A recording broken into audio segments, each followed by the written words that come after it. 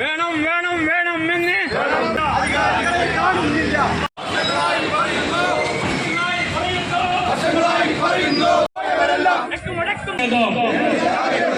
ജനങ്ങളിലാകെ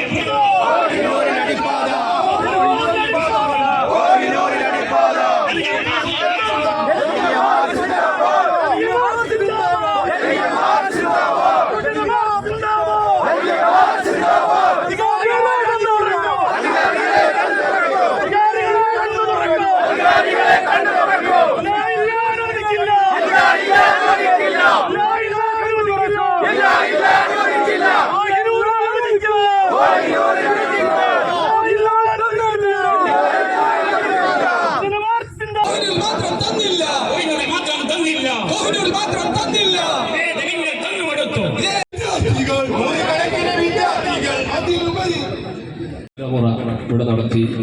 നമ്മൾ ചേളാരിയിലും അതുപോലെ തന്നെ പാണമ്പ്രയിലും നമ്മൾ മനസ്സിലാക്കുന്നത്. പലരും പറയുന്നത് പോലെ അടിപ്പാതയ്ക്ക് ദൂരത്തിന്റെ പരിധിയുണ്ടോ, ഫണ്ടിന്റെ കമ്മിയുണ്ടോ, ഇതൊന്നും ചികഞ്ഞു നോക്കാൻ നാട്ടുകാർക്ക് വിവരമില്ല. ഞങ്ങൾക്ക് അത്രമാത്രം വിവരമുള്ളവരല്ല.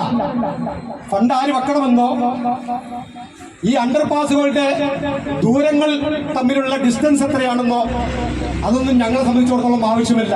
മറിച്ച് ഈ പ്രദേശത്തെ ജനങ്ങൾക്ക് ഇവിടെ ഒട്ടനവധി ആരാധനകൾ, വിദ്യാഭ്യാസ സ്ഥാപനങ്ങൾ, ഈ കഴിഞ്ഞ സമയത്ത് തന്നെ കഴിഞ്ഞ മാസം നമ്മൾ വിദ്യാർത്ഥികളും സ്ത്രീകളും വളരെയധികം താഴ്ത്തിക്കൊണ്ട് റോഡിന്റെ പണി നടക്കുകയും വളവുകൾ നിവർത്തുകയും ചെയ്തുകൊണ്ടുള്ള ഒരു ദേശീയപാതയാണ് സാധാരണ ജനങ്ങൾ മനസ്സിലാക്കിയത്. പിന്നീടാണിത് വൻ മതിലുകൾ ഉണ്ടാക്കി ഈ പ്രദേശത്ത് രണ്ടായി തരംതിരിച്ച് ഒരു പുതിയ സംവിധാനമാണ് വരുന്നത് എന്നും നമ്മൾ നൂറ്റാണ്ടുകളായി ഉപയോഗിച്ചുകൊണ്ടിരുന്ന യാത്രാ സൗകര്യങ്ങൾ നിഷേധിക്കപ്പെടുകയാണ് എന്നും ഇപ്പോഴും ചിത്രം വ്യക്തമല്ല. നമ്മൾ കോഴിക്കോട്ട് നിന്ന് ഒരുപക്ഷെ തൃശ്ശൂർ വണ്ടിക്ക് കയറിയാൽ എവിടെ ഇറങ്ങുമെന്നത്, അല്ലെങ്കിൽ വാഹനത്തിൽ വന്നാൽ എവിടെയാണ് നമുക്ക് എക്സിറ്റ് എന്നതിനെ സംബന്ധിച്ച് ഇപ്പോഴും തീരുമാനമില്ല. എങ്ങനെയാണ് നമ്മൾ ദേശീയപാതയിലേക്ക് ആക്സസ് ഉണ്ടാവുക? ഒരു തീരുമാനമില്ല. തലപ്പാറ പോയിട്ടാണോ രാമനാട്ടുകരയിൽ നിന്നാണോ എന്ന് ജനങ്ങൾക്ക് വേണ്ടിയല്ല എന്ന് ബോധിക്കുന്ന വിധത്തിലാണ് ഓരോ നടപടികളും മുന്നോട്ട് പോകുന്നത്. തീർച്ചയായും കോഹിനൂർ ഇല്ലാതെ പോയാൽ അത് ഇതൊരു നാടിന്റെ ഒരു പ്രദേശത്തിന്റെ ഒന്നിച്ചിട്ടൊരു ആവശ്യമാണ്. അതുകൊണ്ടാണ് എല്ലാം മറന്നുകൊണ്ട് ഈ നാടൊന്നാകെ ഈ സമരത്തിൽ അണിനിരന്നിരിക്കുന്നത്. ബന്ധപ്പെട്ട ആൾക്കാരത് കാണണമെന്നാണ് നമുക്ക് ആദ്യമായിട്ട് ആവശ്യപ്പെടാനുള്ളത്. ഇത് വരാനിരിക്കുന്ന വലിയ പ്രക്ഷോഭത്തിന്റെ തുടക്കമാണ് എന്ന് സൂചിപ്പിക്കാൻ ഞാൻ ആഗ്രഹിക്കുകയാണ്.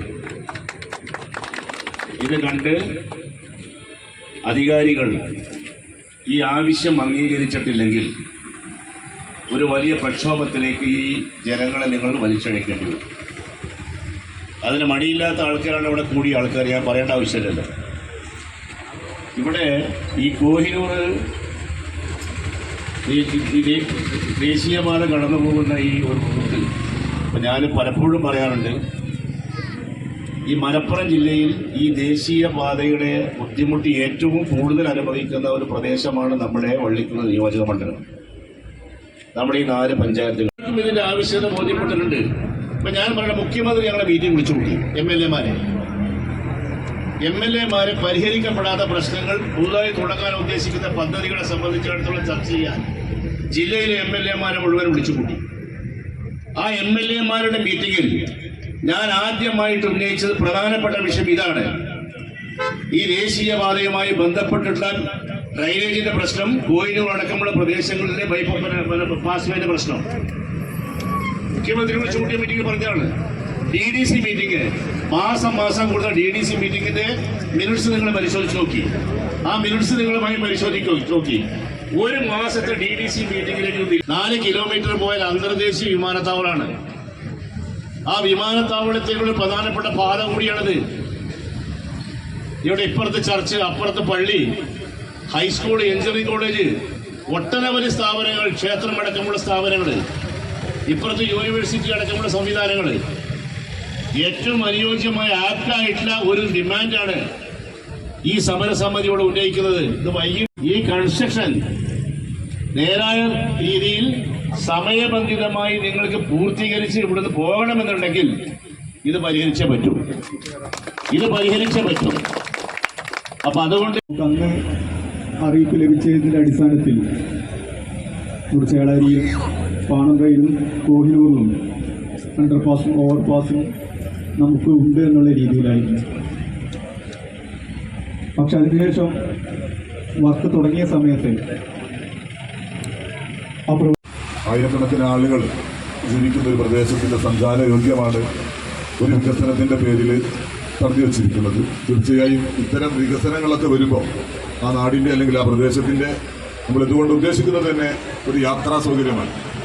മറ്റൊരു വിഭാഗത്തിൻ്റെ പ്രത്യേകിച്ച് ഒരു ആയിരക്കണക്കിന് ആളുകൾ വിദ്യാഭ്യാസ സ്ഥാപനങ്ങൾ നേരത്തോടെ സൂചിപ്പിച്ചതുപോലെ ഒട്ടനവധി സ്ഥാപനങ്ങളും ഒട്ടനവധി ജനവാസ കേന്ദ്രങ്ങളുമുള്ള ഒരു പ്രദേശത്തെ, പ്രത്യേകിച്ച് ഈ പ്രദേശത്തിനൊക്കെ എയർപോർട്ടിലേക്ക് പോകാൻ വളരെ ധൃതിപ്പെട്ടു വരുന്ന സമയത്ത് ഒന്ന് കറങ്ങി തിരിഞ്ഞ് ബ്ലോക്ക് കുടുങ്ങി അവരുടെയൊക്കെ യാത്ര പോലും മുടങ്ങുന്ന ഒരവസ്ഥയിലേക്ക് ആകുന്ന രീതിയിലാണ് ഇത് സംവിധാനിച്ചിട്ടുള്ളത്. തീർച്ചയായും ഇതിന്റെ സംവിധാനിച്ച ആളുകളെയാണ് ഈ പ്രദേശത്തിന്റെ ഓരോ പ്രദേശത്ത് ഓരോ വികസനങ്ങൾ വരുന്ന സമയത്തും ആ പ്രദേശത്തിന്റെ ആവശ്യകത എന്തൊക്കെയാണ് എന്ന് കണ്ടുകൊണ്ടാണ് നടത്തേണ്ടത്. അവിടെ തന്നെ വലിയ പാട്ട് പറ്റിപ്പോയി.